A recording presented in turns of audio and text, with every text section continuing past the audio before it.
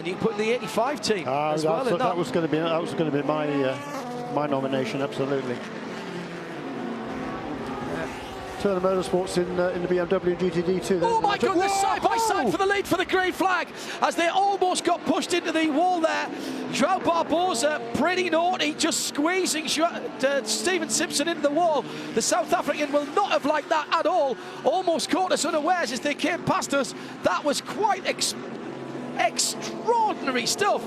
There was barely an orica's width between João Barbosa, and he's gone through. Yeah. Simpson's gone through down into turn one. He toughed it out. João Barbosa defending stoutly, shall we say. Meanwhile, in GT Le Mans, the Ford tries to go down the inside of the BMW. The BMW is still he's ahead. The BMW is ahead. Sims just holding on to the lead. Westbrook was scored across the line as the leader, but Sims has got it back. The 25 car, Joey Hahn still in third. Jimmy Bruni right up the tailpipes of Joey Hahn now. And he's got also the two, well, he's got the Antonio Garcia car. The 911 of Patrick Pilet is in there, but has dropped away. He's not playing the spoiler. That's really good. Yeah, he's a lap down still after that problem earlier on. But boy, we've got battles all the way through here. What a brilliant move by Stephen Simpson. Let's have a look at the replay. He was right under the rear wing of the leader and goes to the right-hand side early. He's actually got his right-hand tyres over the white line, which is barely 6 inches away from the pit wall himself. Yeah, and Barbosa sort of moved initially. He realised he was in trouble there, so he moved to the inside, but he kept on coming and squeezed Simpson across. The visuals aren't going to like that. There wasn't contact quite with anything, either between the cars, I believe, or the wall, but man, it was close. I'd like to see the right-hand side of that 85 Stephen Simpson car. Pass for position there as Antonio Garcia's gone past Joey Hahn. So now it's BMW, Ford, Porsche, Chevrolet, Corvette in GTLM. And as quick as you like, they've just gone through and started another lap. Stephen Simpson is setting sail at the head of the field. My goodness, what a famous victory this would be as Olivier Pla carves his way past the GT battle. He's now only 17 seconds behind the leader, but he's having to drive through traffic, and traffic that all are battling. 22 minutes to go. 7th different leader in this race is Stephen Simpson overall, and that is just magnificent. We talked about it, didn't we? We set that one up because that car has been fast, and Stephen Simpson, he hasn't, like I said, he hasn't had an opportunity to win a race overall for an awful long time. I can't remember when it would have been actually. Because 2014 Lime Rock, Adam just tells me that was the last time he won a race. When the good point. When the PC cars were alone, the prototypes weren't there. Very good point, Shay. Well done. He got Paul. I think that might have been the first time actually in his career, if I remember rightly. He's a great guy. Problem. I mean, he's a great example of never giving up in this sport, because he knows he doesn't come from a particularly privileged background. He's made it where he is on hard graft. For the last 10 years or more, he's basically made his career as a driver coach, and he's been doing that for Chris Miller and Michel Goikhberg. Meantime, in GTD, Andy Laddie for Acura has pulled out 1.5 seconds from Alessandro Balzan, but he's got Jens Klingmann right with him in the blue and yellow BMW. So Acura, Ferrari, BMW, 93, 63, 96. Through goes the GTLM battle. Still the 25 BMW from the 67 red, white and blue Ford. Then the 912 Porsche, then Garcia in the bright yellow Corvette, then the second Ford, then the second Corvette. It's I can't actually read them off as quick as it's going on. And Jimmy Bruni goes through into second. Jimmy Bruni has gone through into second as he powers by the Ford. No, my apologies. That was Patrick Pilet unlapping himself from Tommy Milner, who is from Joey Hahn, who is waving backwards and forwards in that car. Well, yeah, Garcia's 66. Got past Hahn, hasn't he? Yeah. So Hahn's lost a couple of positions. Yeah, I think Milner and Pilet's gone by him as well, actually, because he's waving around. I think he's been off the track. Saw a Porsche in front of the Ford there and thought Jimmy Bruni had got through. He's only half a second behind Richard Westbrook at the moment. No thought of any fuel saving now from any of the GT cars. 25, 67 and 912, less than 2 seconds between them. 1.9 seconds the gap, and 1.4 of that is between first and second. Jimmy Bruni in his first outing for Porsche since he moved over, somewhat controversially, from Ferrari after signing a 5-year contract with Ferrari. Did 1 year and then has gone to Porsche anyway. He's been kept out of racing for the first half of this year. Wasn't allowed by Ferrari to race at Le Mans, not allowed by Ferrari on release to go and race in the World Championship. So Porsche have placed him with Laurent Vanthoor here for the rest of the IMSA season. And is there a chance for Jimmy Bruni to win this race after a drive-through penalty, remember, for overtaking under yellow? He admitted he doesn't feel as though he had enough laps in the car, but after 10 or 12 laps it was starting to work for him. And now he's trying to chase down Richard Westbrook, who is just pulling away from him. Alexander Sims has got the hammer down in the BMW number 25. Steven Simpson only 1.5 seconds ahead at the front of the field, and almost to the 10th. Simpson and Barbosa 85 and 5 at the front of the field, but the battle is the street car class, the GTs, the Grand Tourers. Jonathan Bomarito in elegant isolation at the moment in third position, but Ollie Pla has just about cleared all the traffic and is now only 14.9 seconds behind him. And Ollie Pla is coming like a train. 18 minutes to go, not a lot of time, but Ollie Pla doesn't know that. Ollie Pla won't care about that. He'll be doing it corner by corner, gear shift by gear shift, braking point by braking point. Watch the 52 car. Pla is really on it at the moment. Yeah, there's no way, unless something really weird happens, he can make up that kind of a deficit. But we've got fabulous battles. Because nothing really weird might happen. Yeah, well, exactly. That's my point. Absolutely wonderful. It's a great motor race, this. Jonathan Bomarito, by the way, in the Mazda, just turned his best lap in a race of 35.4. The battle in GTD continues too, doesn't it? Andy Lally, however, has the benefit of the lapped car of Jerome Blekemolen, number 33 car, who went back down a lap between himself and that chasing pack. Here they are coming into turn 11. Lally leads, then behind him is the Blekemolen, then the Ferrari, the BMW, the Audi. That will be Alessandro Balzan, car number 63, Jens Klingmann, the BMW 96, and Lawson Aschenbach right there as well. They go down to the first corner, turning in, and Balzan in second place. Lally's only 1.5 seconds ahead. Yes. But as you say, that lapped car is really helping him at the moment. That's Blekemolen, isn't it, who's in between. And I wonder how long it is before Jerome is told to get out of the way there. He's getting blue flags waved to him already. Here comes the BMW pulling out the driver's right, trying to put a little bit of the hex on Balzan, but Balzan is too sensible for that, and a little mistake by Blekemolen, and now he's holding up Balzan. He must get out the way now, must get out the way. He made a mistake there. Whilst that Balzan was 2 or 3 car lengths behind, that's fine, but Blekemolen has to pull over now. He's affecting the battle at the head of the field. Yeah, but Balzan, man, what a master that guy's been. On the podium, he and Christina Nielsen in every single race this season. Ollie, except Daytona, of course, where they had a bit of a nightmare. Yes. Ollie Pla looking to put another fast lap in. He does a 1:33.3. That's another fastest lap of the race for Ollie Pla. And the gap down to third place is 12.5 seconds with 15, nearly 16 minutes to go. Gap to the leaders only 18 seconds now from Ollie Pla. Oh my goodness. And Jonathan Bomarito's put the Mazda's fastest lap of the race in. Alex Sims puts the BMW number 25 fastest lap of the race in. Tonio Garcia puts the number 3 Chevrolet Corvette's fastest lap of the race in. It's go time now, ladies and gentlemen. 15 minutes to go, and it's all come down to the dash to the flag here at the Glen. Brilliant. Isn't this magnificent? This is what we came here for.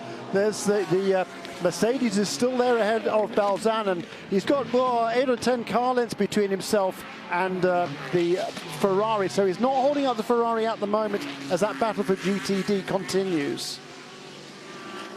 Meantime, second place, Ford number 67 of Richard Westbrook, 3 seconds away from Alexander Sims. Sims doing a great job. Jimmy Bruni just can't get into a position to challenge that Ford ahead of him. Had this problem with the Ferraris, having it again with the Porsche. Tonio Garcia 8/10 behind, so Bruni can focus forward, takes a much shallower line into turn 7 and gets on the power very early indeed. Lally, Balzan and Klingmann or at least Balzan, Klingman and Aschenbach, and Shane van Gisbergen cloning on them as well. Yes, he's just got past Sage Karam a lap or two ago, and he's closing in on that battle ahead of him. You know how hungry Shane van Gisbergen is. It's starting to drizzle again, very lightly. Surely we can't have that at the end of the race and people toughing it out on slicks. My money's on Gisbergen to win the race overall if that happens. I've seen him do it at Bathurst before. He can easily make up the 20-lap gap. Lally with 1.3 seconds then at the head of GTD. Is this back-to-back wins for that car? Westbrook now, Sims putting in another fastest lap of that BMW's race. Garcia backing up his last fastest lap, and he's gone faster again, 142.1. Fastest lap in GTD. That is it. Is 141.6, is it? That is a very quick lap indeed. Jonathan Bomarito, 35.0. Another fastest lap for the Mazda. Olivier Pla now within 11 seconds, and he's closing on the leaders as well. 16.5 seconds. To make that 16, as Ollie Pla's going to go quicker again. Oh, if only Pla hadn't made that mistake round the outside of the 86. And the team had brought him in with everybody else. Yes, he wouldn't have had so many GT cars between them. He would have been on the back end of that. 75 comes in, Tristan Vautier. He is still on the lead lap in GTD, but this will drop him off it. Simpson, 1.2 seconds. Slow lap that time around. He's going to start hitting traffic soon. And Joao Barbosa is only a second behind now. This is not finished. Top four separated by 15 seconds.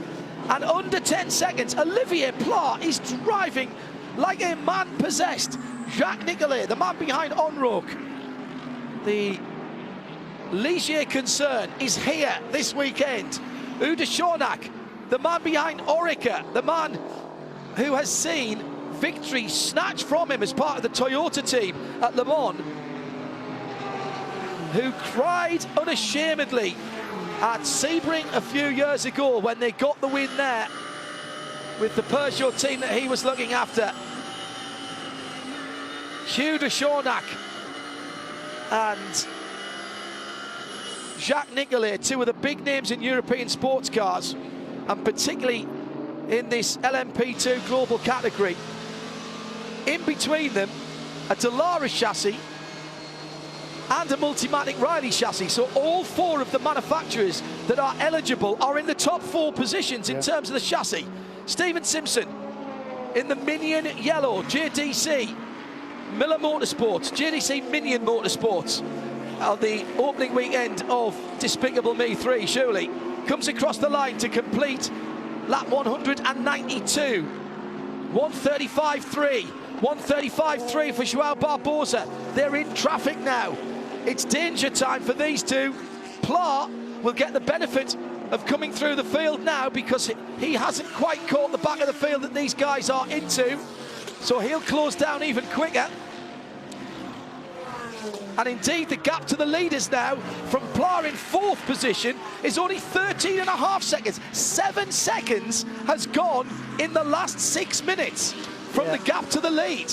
And 7 or 8 laps to go. Haven't had time to really figure out exactly which it'll be, but one of the 11 minutes to go, Jeremy. 11 minutes to go. Alexander Sims all of a sudden finds himself 3.3 seconds ahead. Jimmy Bruni drops away to a second away from Richard Westbrook in second. 25.67 and 9.12. Garcia still just half a second behind Bruni. The battle for the third step of the GT Le Mans podium is still on. The battle for the third step of the GTD podium is still on as well, between Balzan, Klingman, Aschenbach, Van Gisbergen. Jack Hawksworth has gone past Sage Karam as well. So the two Lexus now, line astern. Yeah, just changed positions, you're right. Correct. And Jack is flying, Hawksworth is absolutely flying. 45.2 last time around, quickest of all the cars in GTD on that lap. Top 6 in GTD, separated by 5 seconds. 10 minutes to go. Edge of the seat stuff here. Nobody moving in the grandstand to my left. IMSA Radio bringing you live coverage from the Sahlen 6 hours of the Glen. And the leaders are together down into turn 1. Slight mistake from Stephen Simpson. Round the outside through turn 1. Joao Barbosa. They are side by side, but there's cars ahead of them. The 57 machine will be the pick, and the Audi has given the lead to Joao Barbosa as Stephen Simpson had to lift off but the traffic is thick. The Turner BMW 96 car, Jens Klingmann, with damage to the right front of the bonnet. The hood is flapping. The leaders are together again, and this time it's the new leader, Joao Barbosa, who's held up as he goes through past Balzan in second place in GT Daytona, the 63 Ferrari. Oh my goodness, what a way to end a weekend. This is our 25th session that we've broadcast, our 8th race, and the leaders are side by side going down into turn 7. The inside line by Barbosa, but can Steven Simpson drag the car back to the inside? This looks like the first lap of a Formula Ford race, and we are into lap number 194, and the leaders are nose and tail. As you say that on the 50th anniversary of the birth of Formula Ford, by the way. Celebration of Brands Hatch today. But what a race this is. Fantastic opportunist manoeuvre there by Joao Barbosa to take the lead. He timed it perfectly in the traffic. Steven Simpson just caught out as he went up through the S's. Can he make it back up again? I think it was a little, Jim Roller saw the beginning of that, and Jim saying he might have been just a little bit too patient going in through it. He didn't have any choice. You can't go around the outside of anybody. There's too much marbles there. He was held up coming onto the start-finish straight by the 50. And that cost a bit. I tell you what, though, very, very fair driving from both drivers. Stephen defending stoutly on the inside. Yeah, and but he didn't push him off there either. He gave him racing room. And the 57, Lawson Aschenbach, remember, he's battling for a podium position. Nothing he could do. And all of a sudden, Barbosa for Cadillac is back in the lead. And Cadillac have found their pace when it mattered in the race. 37s and 38.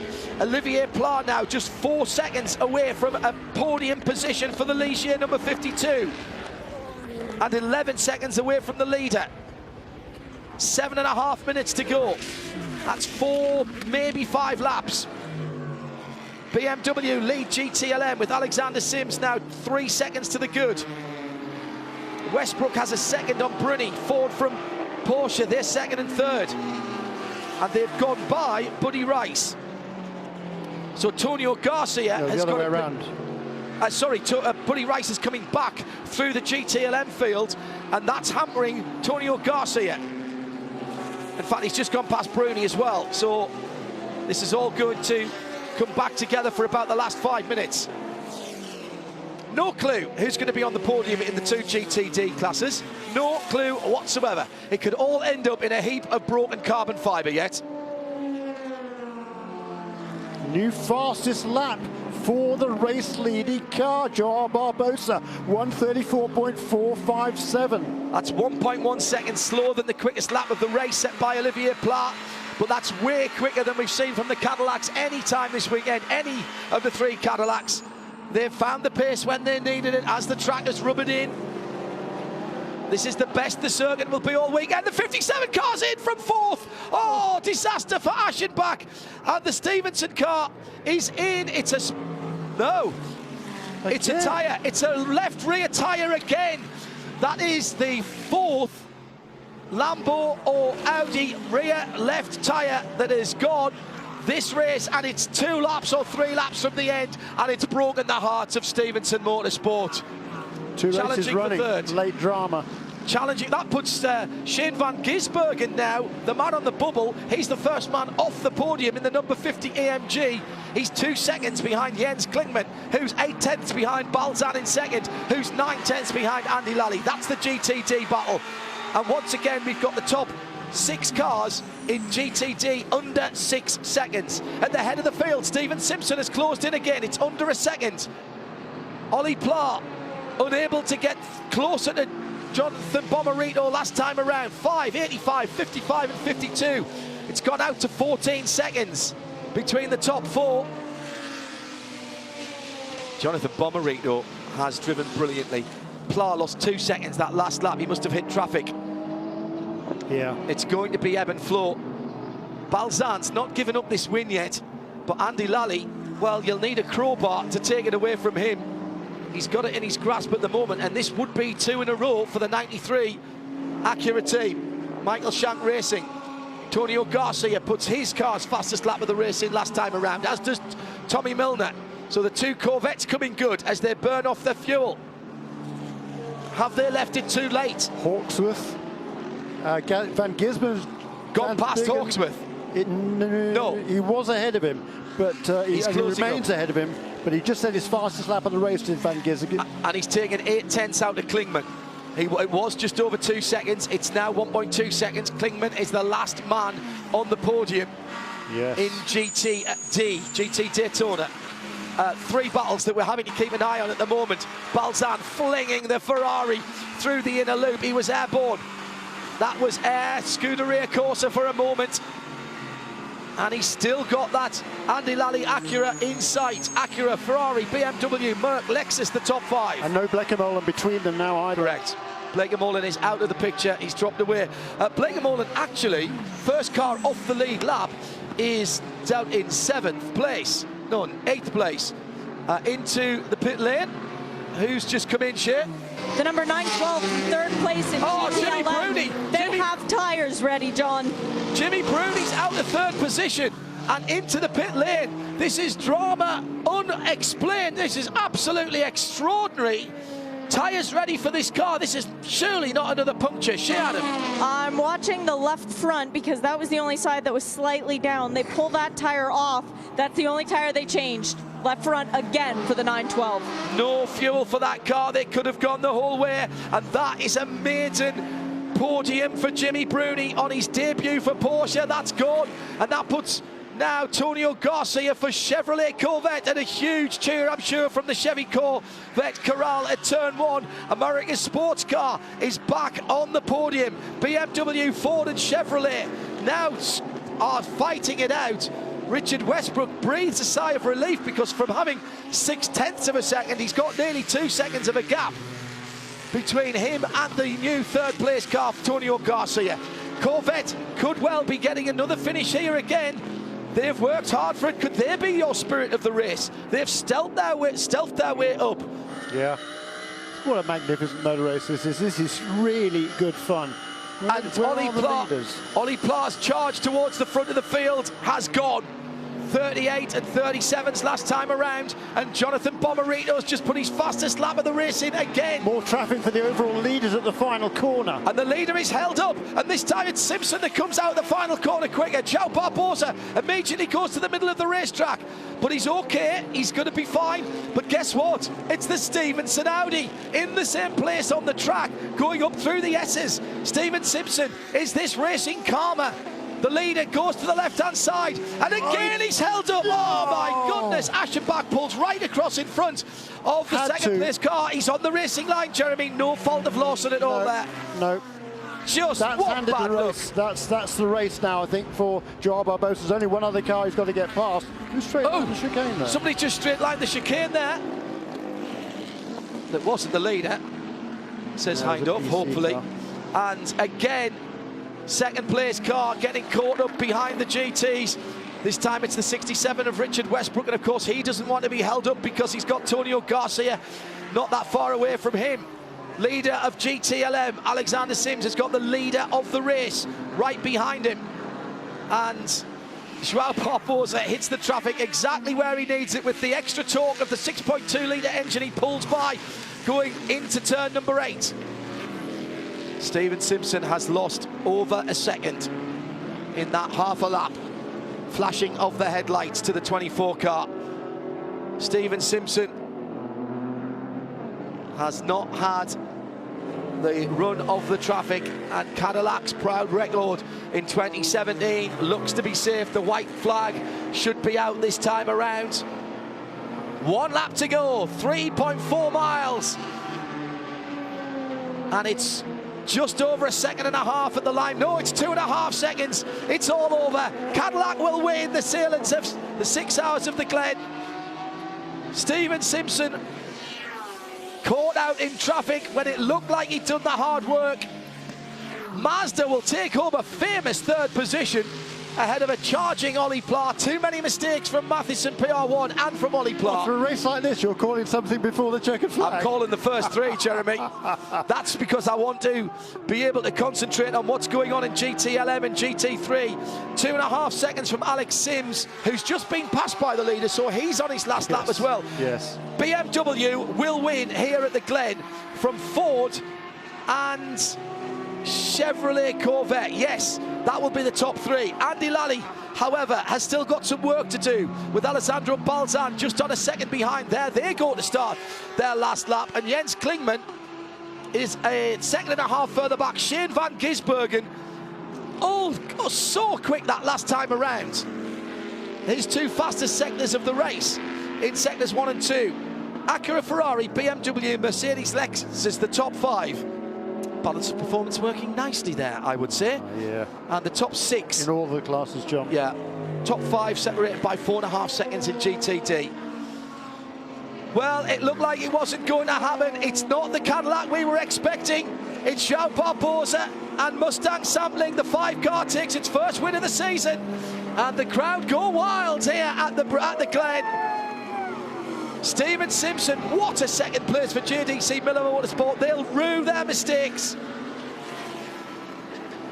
Jonathan Bomarito in third for Mazda. That's a great result. It's a case of what might have been for Ollie Pla and the rest of the PR1 Matheson crew. He comes home in 4th position, just off the podium. Sims wins BMW's first victory of the season from Ford, and the 3rd place going to Chevy Corvette. They've stealthed their way into that one. Let's wait for the GTD battles to come through before we go down for our Continental Tire pit lane reporters. Lally is being closed down on. Balzan's not giving this one up. 2 corners to go. Less than a second between them. Through the left-hander. Balzan runs all the way out, but it's going to be back-to-back wins for Michael Chang Racing, for Acura, for NSX, and for Andy Lally. And Catherine Legg, they take the 6 hours of the Glen in GTD. Balzan through in second for Ferrari and Scuderia Corsa, with Jens Klingmann for BMW. And the top 5 separated by under 5 seconds with 5 different manufacturers. Let's go down to the pit lane and share Adam. Christopher Fittipaldi, bingo, it worked. We come here to the Glen a year after your last win, and hey, you make it 2 in a row. It's your 3rd time winning the 6 hours of the Glen. What is the secret? That's a good question. I think the team. We've been together for a long time, and we ran really well here today and all the other years, and I'm so happy. Like I can't explain how happy I am, and more than that is we won 3 years in the last 5. So I think that tells something. I love Watkins Glen. What can I say? Thank you very much. This was awesome. Today was awesome. You can hear the emotion in Christian's voice. Jim, is there as much emotion down with BMW? Oh, everybody is joyous down here at BMW. Bill Oberlin is holding his first Michelin victory hat of the season. Congratulations. Oh man, that was long overdue. These guys from Team RLL, BMW, Michelin, this win was a long time coming, and it was just always bad luck that took us out of it.